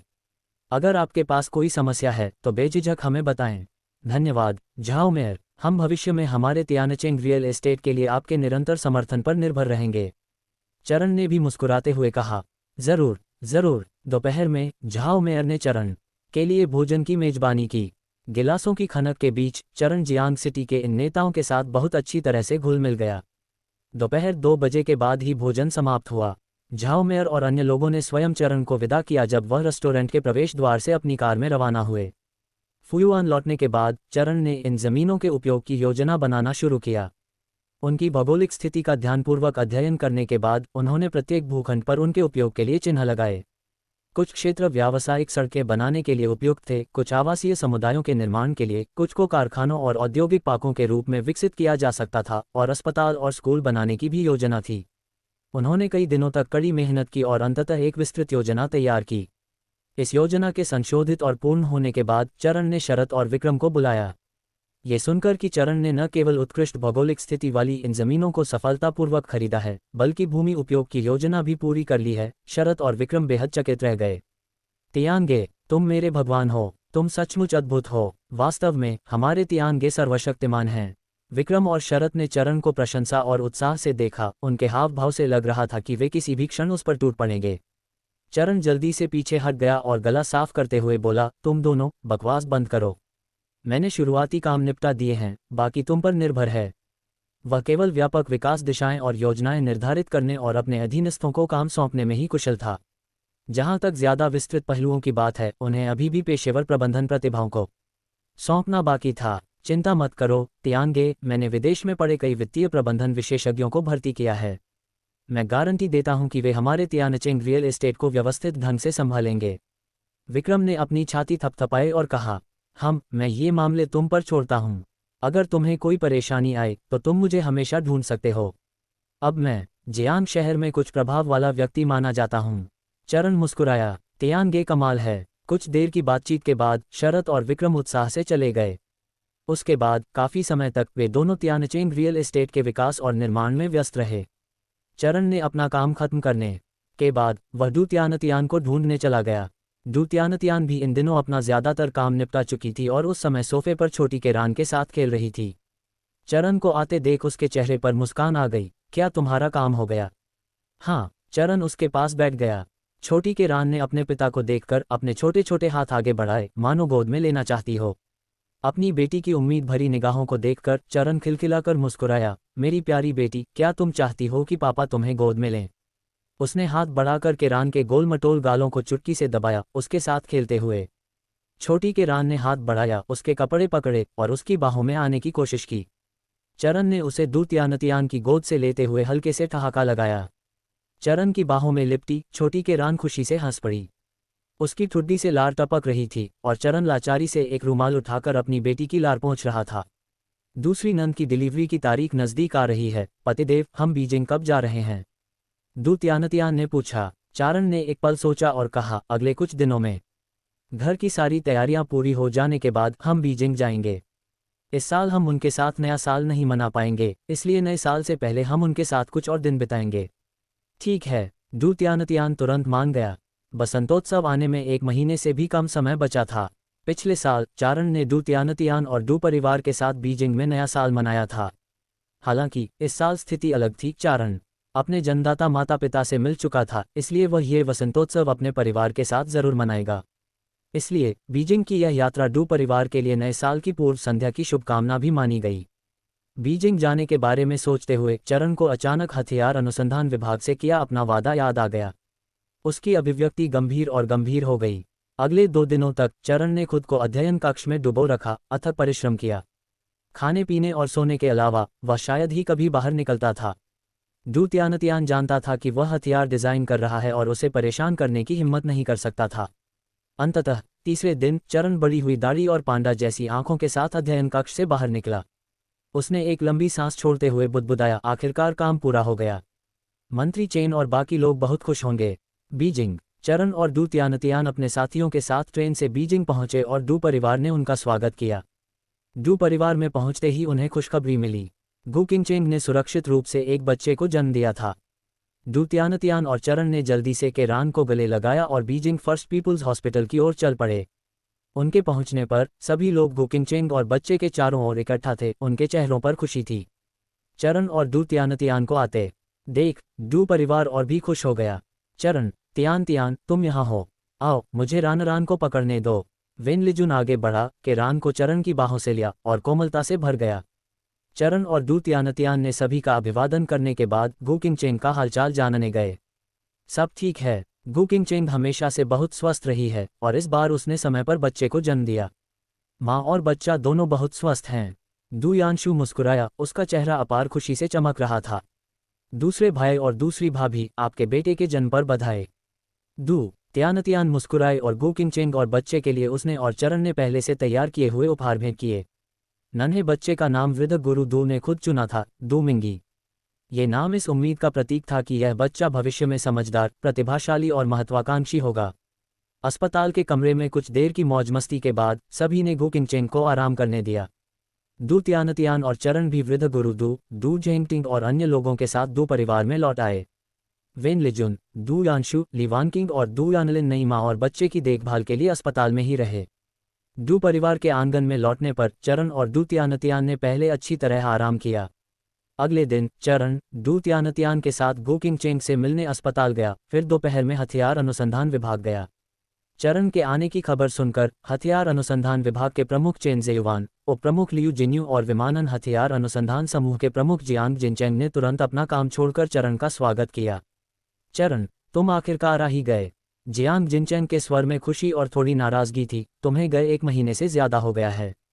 मुझे लगा था कि तुम हमारे हथियार अनुसंधान विभाग के बारे में भूल गए हो। चरण, उसने अजीब तरह से अपनी नाक रगड़ी और जल्दी से बोला, नहीं, हालांकि मैं इस दौरान काम पर नहीं गया, फिर भी मैंने हवाई हथियारों पर शोध करना बंद नहीं किया है। उसकी बातें सुनकर चेन ज़ेयुआन और बाकी लोगों की आंखें चमक उठीं। आप इस समय किन हवाई हथियारों पर शोध कर रहे हैं? हवा से हवा में मार करने वाली मिसाइलें। चरण मुस्कुराया, इस दौरान मैंने लड़ाकू मिसाइलें और इंटरसेप्टर मिसाइलें विकसित की हैं, जिनमें से प्रत्येक में कम दूरी, मध्यम दूरी और लंबी दूरी की क्षमताएं हैं। चरण की बातें सुनकर चेन ज़ेयुआन और बाकी लोगों के चेहरे पर हैरानी के भाव उभर आए। हवा से हवा में मार करने वाली मिसाइलें लड़ाकू विमानों के मुख्य हथियारों में से एक थीं। घरेलू तकनीक पिछड़ी हुई थी और विदेशों से भारी खर्च करके मिसाइलों का एक जत्था खरीदा गया था, लेकिन लड़ाकू विमानों के साथ उनका एकीकरण विफल रहा था। अब चरण ने कहा कि उसने उन्हें पहले ही विकसित कर लिया है। चेन ज़ेयुआन और बाकी लोग मुंह खोले बिना नहीं रह सके। चरण सचमुच प्रतिभाशाली लोगों में सर्वश्रेष्ठ था। चरण ने उनकी विस्मित आंखें देखीं, मुस्कुराया और अपने बैग से दस्तावेजों और ब्लूप्रिंट का एक मोटा ढेर निकाला। ये मेरे द्वारा संकलित तकनीकी सारांश और विस्तृत ब्लूप्रिंट हैं। इन्हें शोध के लिए ले जाए और अगर इस प्रक्रिया में आपको कोई समस्या आती है तो आप मुझसे कभी भी पूछ सकते हैं। चरण ने दस्तावेजों का मोटा ढेर चेन ज़ेयुआन को थमा दिया। वाह! चेन ज़ेयुआन ने उत्साह से भरे चेहरे पर कुछ नज़रें घुमाईं और दस्तावेजों को अपनी बाहों में कसकर पकड़ लिया। चरण, तुम हमेशा हमारे लिए आश्चर्य लेकर आते हो। तीनों की इतनी उत्सुक निगाहों से देखकर चरण थोड़ा असहज महसूस कर रहा था। उसने विषय बदलते हुए पहले से बेहतर हथियारों के निर्माण की प्रगति के बारे में पूछा। उन्नत ब्लैक हॉक हेलीकॉप्टर प्रोटोटाइप का सफलतापूर्वक निर्माण हो गया है।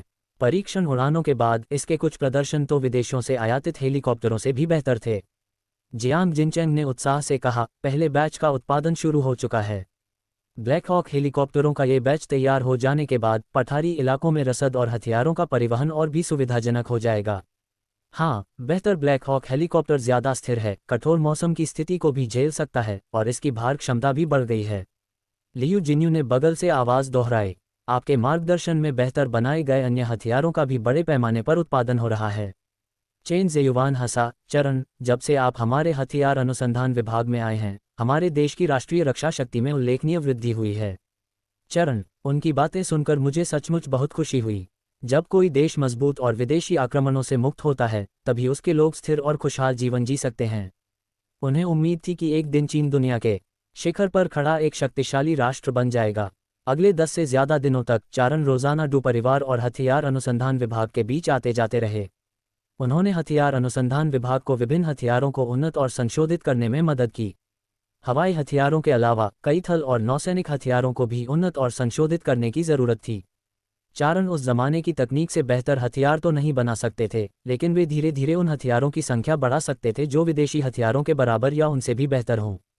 चीन चुपचाप और भी मजबूत होता जाएगा। जब वह व्यस्त रहते तो डू तियानतियान डू परिवार के साथ रहते, अपने परिवार के साथ अच्छा समय बिताते और केरान की देखभाल करते। अपने खाली समय में उन्होंने कुछ कपड़ों की शैलियाँ डिज़ाइन की।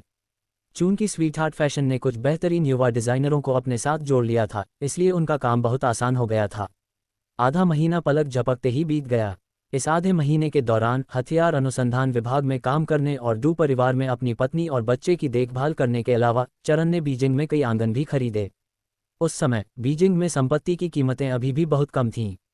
छोटे एकांत आंगन की कीमत 10,000 युआन प्रति व्यक्ति थी, जबकि उत्कृष्ट भौगोलिक स्थिति और बड़े क्षेत्रफल वाले आंगन की कीमत लाखों से 10 लाख युआन से ज़्यादा ही होती थी। लेकिन बाद की पीढ़ियों में एक आंगन की कीमत करोड़ों, यहाँ तक कि करोड़ों तक पहुँच सकती थी। अभी खरीदना ही कमाई थी। इसके अलावा चरण के पास उस समय बहुत सारा अतिरिक्त पैसा था और संपत्ति खरीदने के लिए पर्याप्त वित्तीय संसाधन भी थे। उसने मन ही मन योजना बनाई कि जब उसके पास और पूंजी होगी तो वह जमीन खरीदेगा और पूरे देश में निर्माण परियोजनाएं विकसित करेगा। बाद की पीढ़ियों में रियल एस्टेट कंपनी के मालिक सभी पैसे से लबालब थे। चरण का पुनर्जन्म हुआ था और उसके पास स्वर्ग को मात देने वाली एक स्वर्णिम उंगली भी थी। क्या इस जीवन में दुनिया का सबसे अमीर आदमी बनना बहुत बड़ी बात नहीं होगी? नए साल के करीब आते ही चरण और डू तियानतियान बीजिंग छोड़कर जियांग शहर लौटने की तैयारी करने लगे। हालांकि डू परिवार अलग होने से हिचकिचा रहा था, लेकिन वे समझते थे कि इस साल चरण अपने जैविक माता पिता के साथ नया साल मनाएगा, इसलिए उन्होंने उन्हें रोकने की कोशिश नहीं की। हालांकि डू मिंगी का पूर्णिमा उत्सव नए साल के दिन पड़ रहा था, इसलिए चरण और डू तियानतियान शामिल नहीं हो पाएंगे। दंपत्ति ने नन्हे को पूर्णिमा उत्सव का उपहार पहले ही दे दिया था। उन्होंने डू परिवार को नव वर्ष की अग्रिम शुभकामनाएं भी दीं। बीजिंग छोड़ने से एक रात पहले बूढ़े गुरु डू ने चरण को अपने अध्ययन कक्ष में बुलाया और उसके साथ लंबी, दिल खोलकर बातें की। किसी को पता नहीं था कि उन्होंने क्या बातचीत की, लेकिन बाहर आते ही चरण के चेहरे पर बहुत गंभीरता थी। उसने आंगन के ऊपर आकाश की ओर देखा। रात के आकाश में चमकते तारे दिखाई दे रहे थे। काफी देर बाद उसने एक गहरी सांस ली और चला गया। 3 दिन बाद फुयुआन में चरण ने जिंग सिटी में झांग परिवार के बारे में पूछताछ करने के लिए फ़ोन किया। इस नए साल में क्या आप यहीं फुयुआन में जश्न मनाना चाहते हैं या हमें आपके साथ जिंग सिटी चलना चाहिए? चरण ने झांग होंगलेई से उसकी राय पूछी। झांग होंगलेई ने वांग यानजू से इस बारे में बात करने के बाद चरण से कहा कि रान के साथ आना जाना आपके लिए सुविधाजनक नहीं है, इसलिए हम फुयुआन आएंगे। इस साल हमारा परिवार एक साथ नए साल का पुनर्मिलन मनाएगा। ठीक है, जब आपका काम हो जाए तो मैं किसी को आपके लिए लेने का इंतजाम कर दूंगा। चरण ने कहा, अच्छा अच्छा। झांग होंगलेई तुरंत मान गया। फोन रखने के बाद चरण एक कुर्सी पर बैठ गया, विचारों में खोया हुआ। डिंगलिंग, मेज पर रखा फोन फिर से बज उठा। चरण को होश आया और उसने फोन उठाने के लिए हाथ बढ़ाया। नानचेंग जेल, ठीक है, मैं समझ गया। फोन रखने के बाद चरण ने थोड़ा मुंह बनाया। उसने अपना सिर नीचे किया और बहुत देर तक सोचा, फिर लू हुई को बुलाया। हुईगे, क्या तुम मेरे लिए जियांग सिटी की एक यात्रा कर सकते हो और फिर चुपचाप जिंग सिटी की एक और यात्रा? चरण की बातें सुनकर लू हुई के चेहरे पर आश्चर्य झलक रहा था। उसने जल्दी से सिर हिलाया, ठीक है, मैं अभी चलता हूँ। आपकी परेशानी के लिए शुक्रिया, चरण ने धीरे से कहा। लू हुई के उठकर जाने के बाद चरण अपनी सीट से उठा और लिविंग रूम में टहलने लगा। कुछ ही देर बाद फोन फिर से बज उठा। वह वापस मेज पर गया और फोन उठाने के लिए हाथ बढ़ाया। नमस्ते दादाजी। चरण, जैसा कि हमें उम्मीद थी, शहर लौटते समय हमने कई लोगों के समूहों को पकड़ लिया जो तुम्हें नुकसान पहुंचाने की कोशिश कर रहे थे। फोन से बूढ़े मास्टर डू की आवाज़ आई।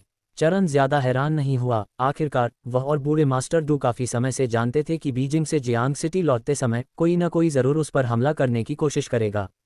चरण की वर्तमान पहचान न केवल एक राष्ट्रीय कृषि वैज्ञानिक की थी, बल्कि शस्त्र अनुसंधान विभाग के मुख्य डिज़ाइनर की भी थी। उसकी प्रतिभा ने कई देशों के जासूसों को भयभीत कर दिया था। स्वाभाविक रूप से कई लोग उसका अपहरण करना चाहते थे और अपने उद्देश्यों की पूर्ति के लिए उसे विदेश ले जाना चाहते थे। दुर्भाग्य से डू परिवार का चरण पर संरक्षण अभी भी बहुत कड़ा था, और इस बार चरण की सुरक्षा सुनिश्चित करने के लिए और डू तियानतियान ऊपरी तौर पर तो जियांग शहर के लिए ट्रेन पकड़ लेते थे, लेकिन असल में उन्होंने अपना ठिकाना छुपाया और चुपचाप कार से लौट आए। इसके अलावा डू परिवार के ज़्यादातर सदस्यों को भी इसकी जानकारी नहीं थी। जैसा कि उन्होंने अनुमान लगाया था, ट्रेन में लोगों के कई समूहों ने उन लोगों पर हमला करने की कोशिश की जो डू तियान और चरण का भेष बदल रहे थे। हालांकि वे ओल्ड मास्टर डू के बिछाए जाल में फंस गए। अच्छा हुआ कि वे पकड़े गए। मुझे उम्मीद है कि हम उनसे और उपयोगी जानकारी हासिल कर पाएंगे। चरण के होठों पर एक हल्की सी मुस्कान आ गई। इस बार सेना ने एक बड़ा कदम उठाया और कुल मिलाकर दर्जनों जासूसों को पकड़ लिया। कम से कम निकट भविष्य के लिए उन्हें कुछ समय के लिए चुप रहना चाहिए। मुझे उम्मीद है कि हम उनके और भी प्रमुख सदस्यों का सफाया कर पाएंगे।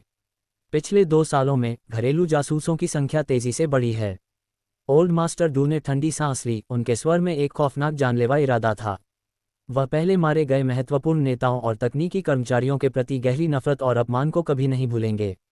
मुझे आशा है, चरण, तुम्हें और तियान को नए साल में इधर उधर भागना नहीं चाहिए। फुयुआन में अच्छी तरह रहो और एक शांतिपूर्ण नया साल मनाओ। मैंने फुयुआन की गुप्त सुरक्षा के लिए लोगों की व्यवस्था कर दी है। अगर फुयुआन में कोई असामान्य गतिविधि होती है तो स्थानीय सैन्य विशेष बल 10 मिनट के भीतर पहुंच जाएंगे। तुम्हारी सुरक्षा की गारंटी अभी भी है, बूढ़े मास्टर डू ने गंभीरता से कहा।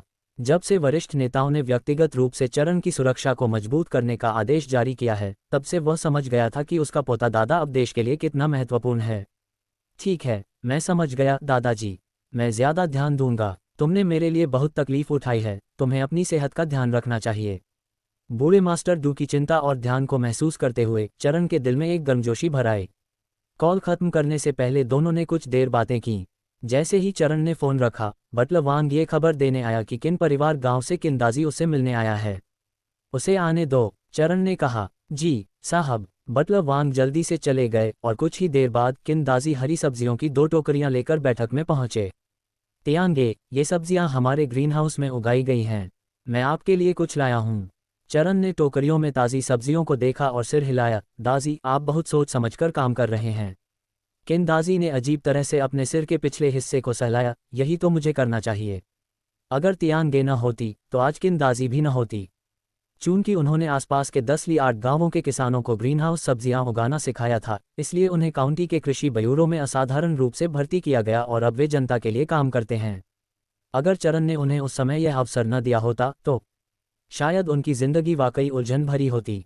मैंने आपके लिए जियांग शहर में सब्जियां बेचने के रास्ते पहले ही खोल दिए हैं। सब्जियां इकट्ठा करने के लिए विशेष थोक विक्रेता होंगे।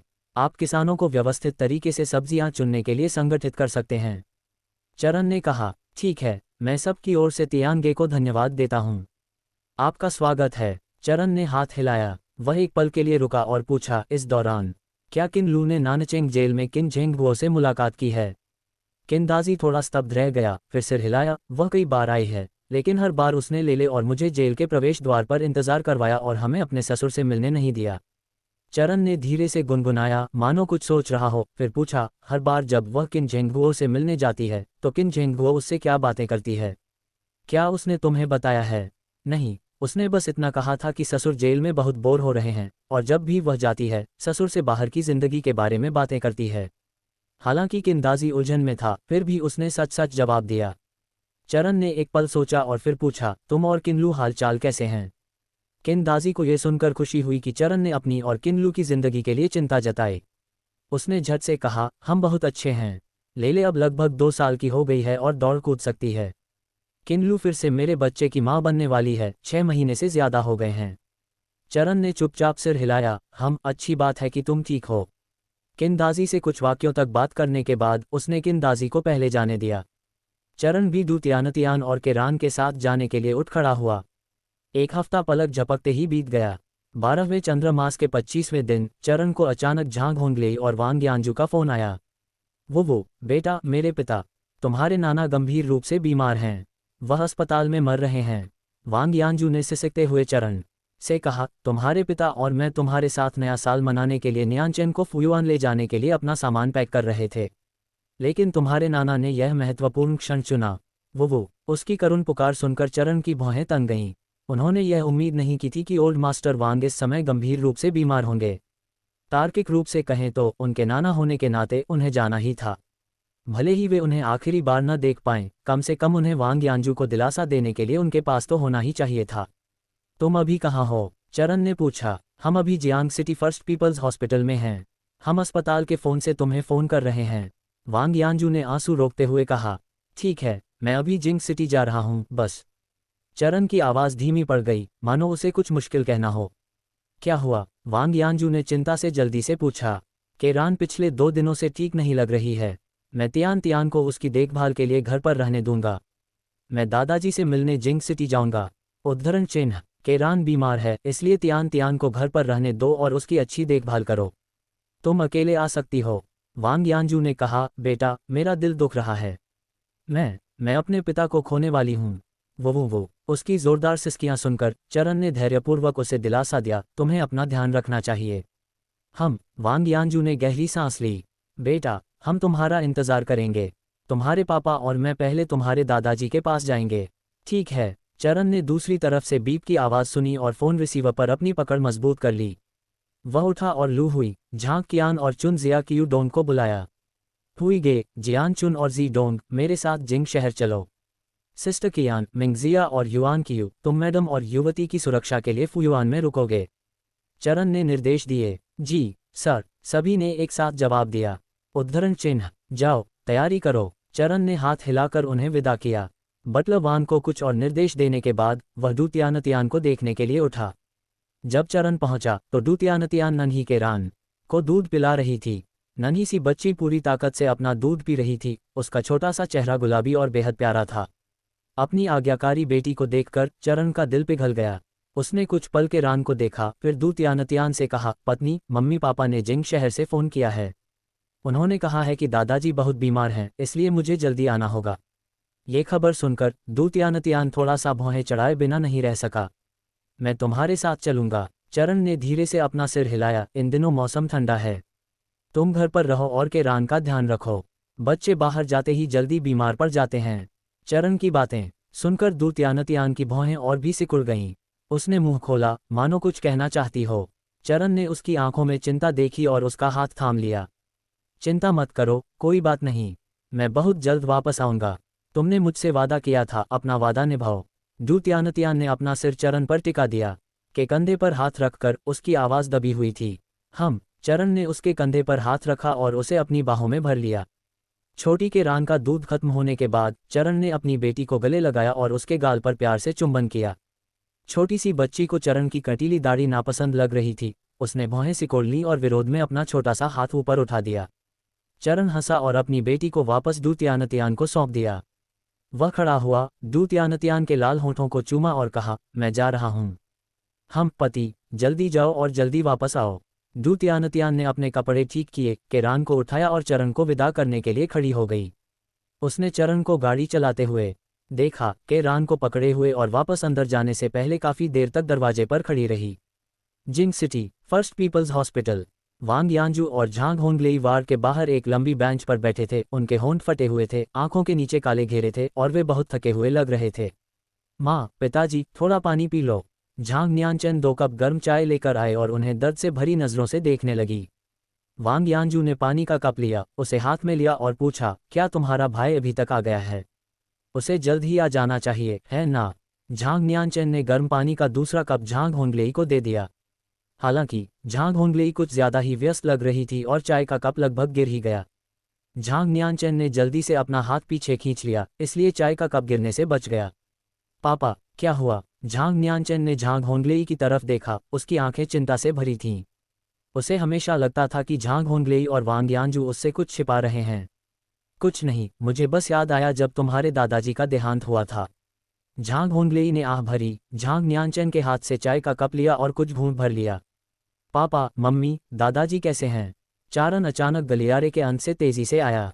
वांग यानजू और झांग होंगलेई को वहां बैठे देखकर उसने जल्दी से पूछा, तुम्हारे दादाजी, वो चले गए। वांग यानजू रोते हुए बोल रही थी, सिसक रही थी और शब्दों को स्पष्ट रूप से व्यक्त नहीं कर पा रही थी। चारण ने अपनी भौहें कसकर सिकुड़ी और जल्दी से झुककर उसकी पीठ थपथपाई। दुखी मत हो। लोग पैदा होते हैं, बूढ़े होते हैं, बीमार पड़ते हैं और मर जाते हैं। दादाजी बूढ़े थे और वे पहले से ही विचलित थे। उनके लिए मृत्यु एक मुक्ति हो सकती है। वांग यानजू ने अपने हाथ से चाय का प्याला नीचे रखा, अपना मुंह ढंका और सिसकने लगी। खुद को संभालने के बाद वांग यानजू और झांग होंगलेई उसे वांग लाओएजी का शव दिखाने ले गए। अस्पताल ने पहले ही कागजात पर हस्ताक्षर कर दिए थे और परिवार को वांग लाओजी का शव लेना था। वांग लाओजी के पार्थिव शरीर को वापस ले जाने के लिए एक वाहन का प्रबंध किया गया।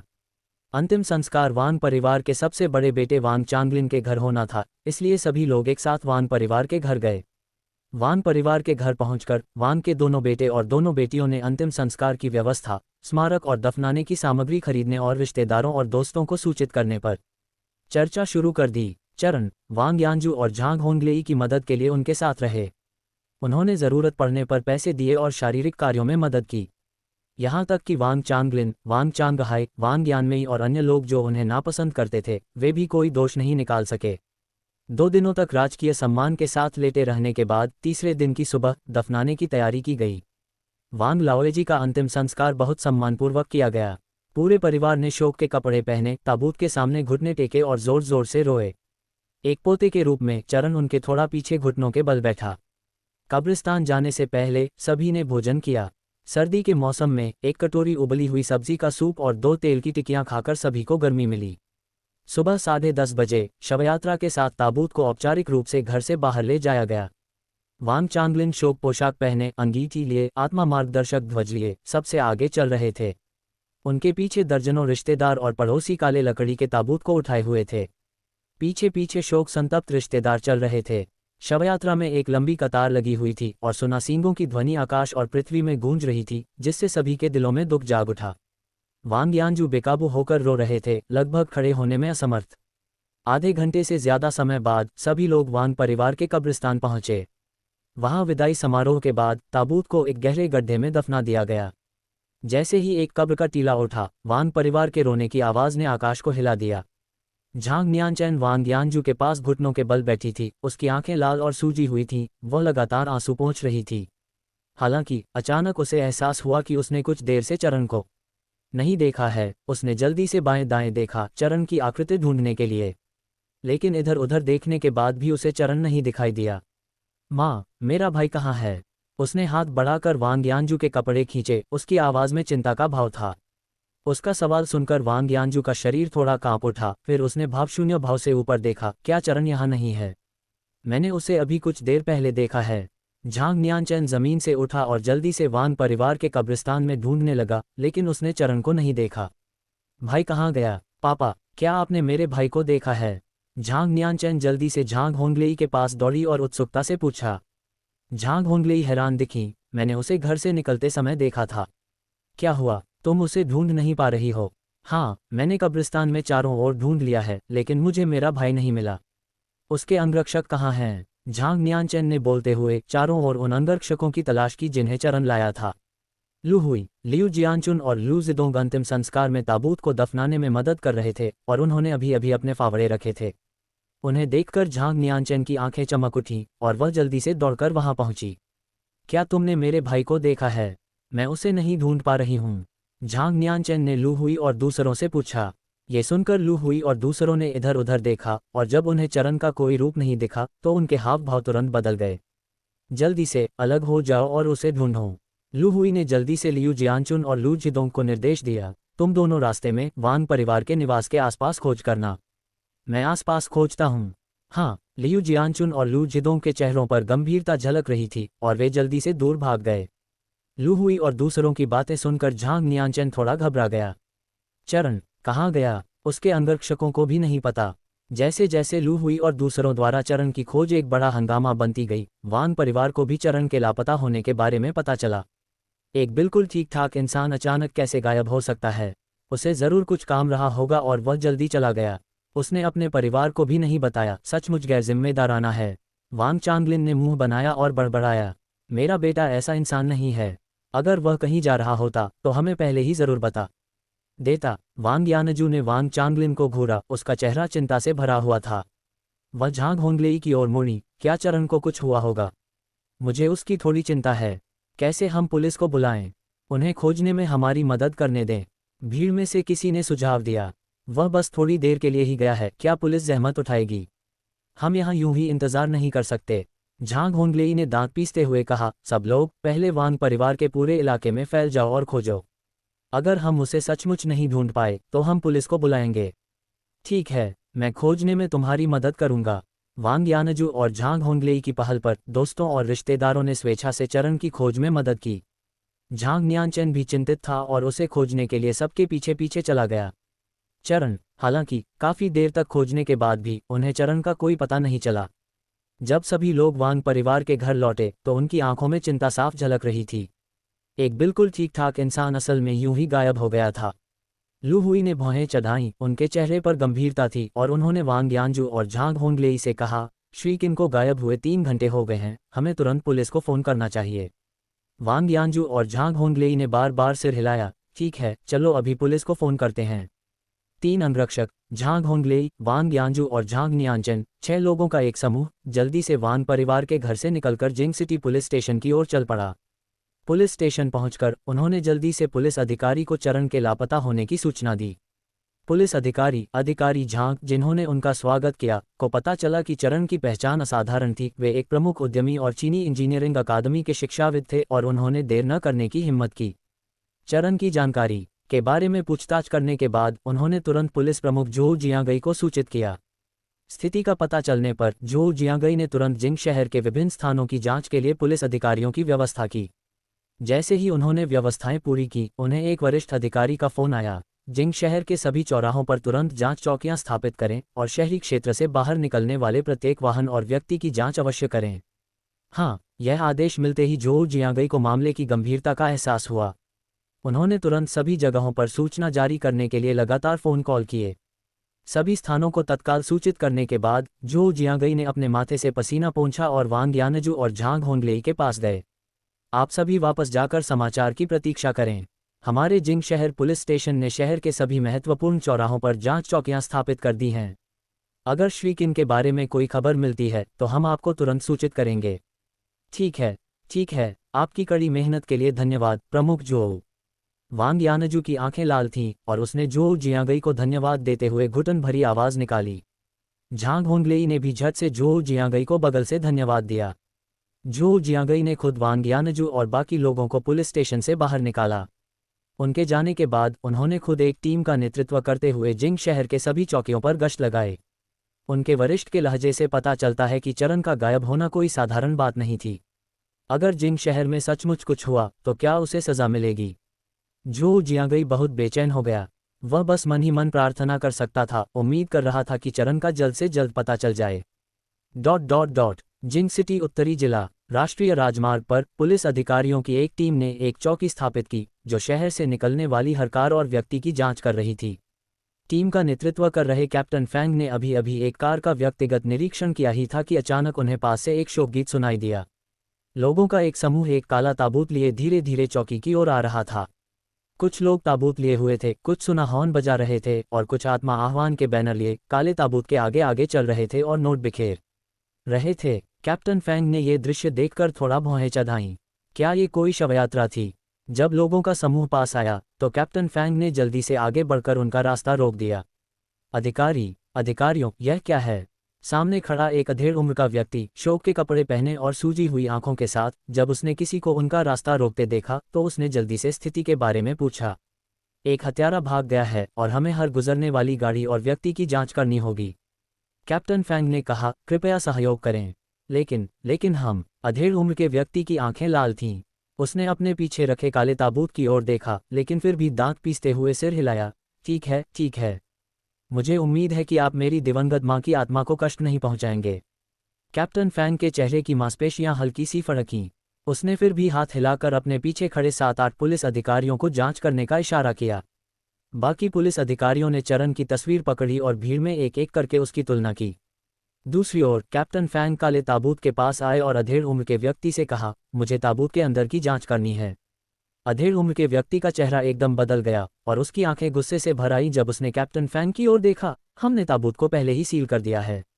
अगर हम इसे अभी खोलते हैं तो यह मृतक का अपमान और अपवित्रता होगी। आप ऐसा कैसे कर सकते हैं?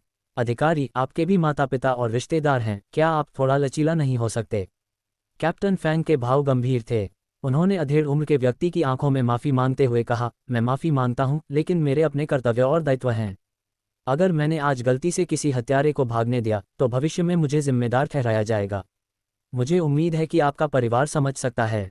जहां तक मृतक को परेशान करने की आपकी चिंता का सवाल है, मैं निरीक्षण के बाद ताबूत के सामने व्यक्तिगत रूप से झुककर माफी मांगने को तैयार हूं। अधेड़ उम्र के आदमी ने कैप्टन फैंग को कई बार घूरा, उसका स्वर असंतोष से भरा था। देखो देखो, जल्दी करो, हम अभी भी उसे शहर के बाहर दफनाने का इंतजार कर रहे हैं। अगर हम शुभ मुहूर्त से चूक गए तो मैं शिकायत करूंगा और तुम्हारी रिपोर्ट करूंगा। ठीक है, कैप्टन फैंग ने जल्दी से सिर हिलाया, दो पुलिस अधिकारियों को बुलाया, ताबूत से लंबी कीलें निकालने के लिए औजार ढूंढे और ताबूत का भारी ढक्कन खोला। एक हल्की, सड़ांध भरी गंध फैली। कैप्टन फैंग ने भौहें सिकुड़ी और आगे बढ़कर अंदर झांका। काले ताबूत के अंदर दफनाने के कपड़े पहने एक बूढ़ी औरत छाती पर हाथ रखे शांति से लेटी हुई थी। उसका चेहरा झुर्रियों से भरा था और उसका रंग हरा, नीला, धूसर और पीला था। उसके शरीर के चारों ओर दफनाने के कुछ कपड़े और सामान पड़े थे। कुछ नजरें घुमाने के बाद कैप्टन फैंग ने उस अधेड़ उम्र के आदमी की पुकार सुनी और जल्दी से ताबूत को फिर से ढक दिया। उसने पितृभक्ति की कीलें फिर से ठोंक दीं। मृतक का परिवार कैप्टन फैंग के कृत्य से नाखुश लग रहा था। शोक वस्त्र पहने कई औरतें उसकी ओर इशारा कर रही थीं और बुरी तरह कोस रही थीं। तुम अपनी शक्ति का दुरुपयोग कर रहे हो और मृतकों का अपमान कर रहे हो। तुम जरूर एक भयानक मौत मरोगे। हे मेरी माँ, तुम्हें तो मौत में भी चैन नहीं मिलता। औरतों का विलाप बहरा कर देने वाला था, जिससे कैप्टन फैंग थोड़ा बेचैन हो गए। परिवार के सदस्यों से माफी मांगने के बाद वह तेजी से काले ताबूत के पास गया, दोनों घुटनों के बल बैठा और कई बार भारी दंडवत प्रणाम किया। उसकी हरकतें देखकर परिवार के सदस्यों ने धीरे धीरे गालियां देना बंद कर दिया। तुम जा सकते हो, कैप्टन फैंग जमीन से उठे और अधेड़ उम्र के व्यक्ति से कहा। अधेड़ उम्र के व्यक्ति ने उसे घूरकर देखा और संगीत बजाते हुए शवयात्रा को ले गया। कैप्टन फैंग उन्हें दूर जाते हुए देख रहे थे, उनकी आंखों में अपराधबोध का भाव था। ... जैसे जैसे रात हुई, वांग परिवार का घर और आंगन जगमगा उठा। वांग यांजू बैठक में इधर उधर टहल रही थी, उनकी भौहें सिकुड़ी हुई थीं। झांग होंगलेई सोफे पर बैठे थे, उनकी नज़र आंगन के प्रवेश द्वार पर टिकी थी। झांग न्यानचैन लगातार आंसू पोंछ रहे थे। रात के 8 बज चुके हैं और मेरे भाई का अभी तक कोई पता नहीं चला है। झांग न्यानचैन की आवाज़ रुंधी हुई थी, उसकी आंखें चिंता और डर से भरी थीं। वह नहीं होगा। नहीं, बकवास मत करो, तुम्हारा भाई जरूर ठीक हो जाएगा। वांग यंजू ने जल्दी से उसे बीच में ही टोका। तभी अचानक फोन की घंटी बजी। लिविंग रूम में बैठे लोग तुरंत चौंक गए। क्या मेरे भाई का कोई पता है? झांग न्यानचैन के चेहरे पर उत्सुकता साफ दिखाई दे रही थी। वांग यंजू और झांग होंगलेई ने एक दूसरे को देखा और दोनों जल्दी से फोन की तरफ बढ़े। वांग यंजू ने हाथ बढ़ाकर फोन उठाया, तभी दूसरी तरफ से डू तियानतियान की धीमी आवाज़ सुनाई दी। हेलो, मैं तियान तियान बोल रही हूँ, क्या चारन घर पर है? डू तियानतियान की आवाज़ सुनते ही वांग यंजू की आवाज़ रुंधी हुई थी। Tian Tian.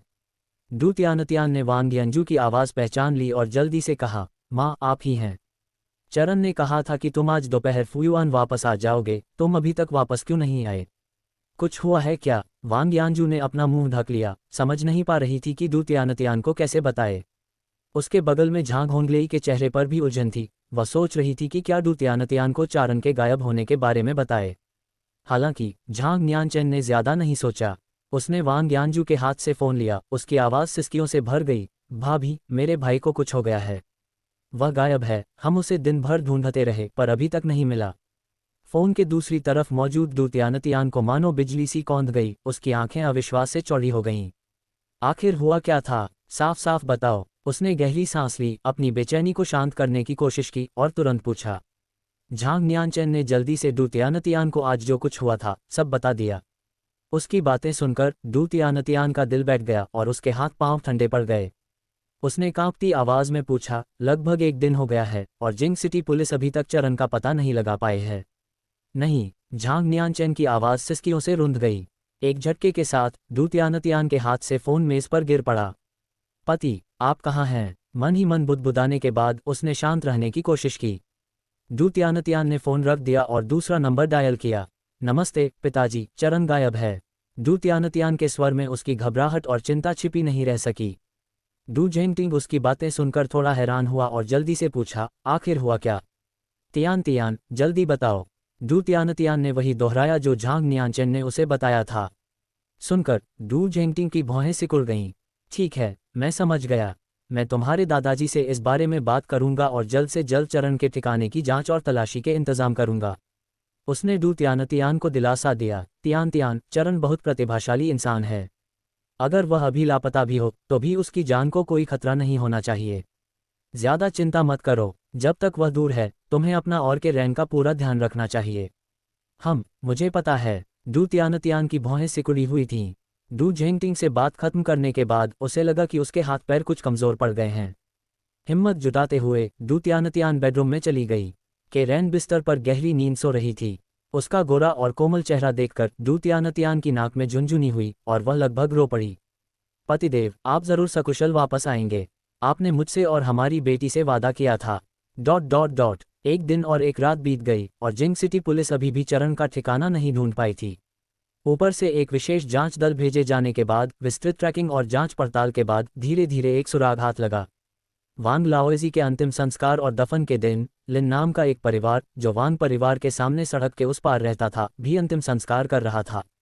वांग लाओजी के विपरीत, जिन्हें शहर के भीतर एकांत वांग परिवार के कब्रिस्तान में दफनाया गया था, लिन परिवार को उनके पुराने गृहनगर जिंग शहर के बाहर लिंजिया गांव में दफनाया जाना था। विशेष कार्य बल द्वारा की गई विस्तृत जांच के अनुसार उस दिन लिन परिवार के अंतिम संस्कार में शववाहकों में से कई अपरिचित चेहरे थे। आगे की जांच से पता चला कि बूढ़ी मैडम लिन के सबसे बड़े बेटे के बैंक खाते में अचानक 50,000 युआन की बड़ी रकम आ गई थी। इससे जांच दल का संदेह बढ़ गया और उन्हें लगा कि कहीं किसी दुर्भावनापूर्ण इरादे से किसी ने इस अफरा तफरी का फायदा उठाकर लोगों को भ्रमित और गुमराह तो नहीं कर दिया। उन्हें शक था कि लिन परिवार के अंतिम संस्कार के जुलूस के दौरान चरण को चुपके से जिंग शहर से बाहर ले जाया गया था। जांच के दौरान कैप्टन फैंग बहुत घबरा गए। उन्होंने जांच दल को पिछले दिन की घटनाओं की सावधानीपूर्वक रिपोर्ट दी। जांच दल के प्रमुख लीमो ने अपने चश्मे के फ्रेम ठीक किए और जवाब दिया, तो उस दिन आपने सिर्फ ताबूत के अंदर देखा था और बारीकी से जांच नहीं की। अगर मिस्टर किन को मृतक के शरीर के नीचे छिपा कर ले जाया जाता तो क्या होता? क्या तब भी आप उन्हें नहीं ढूंढ पाते?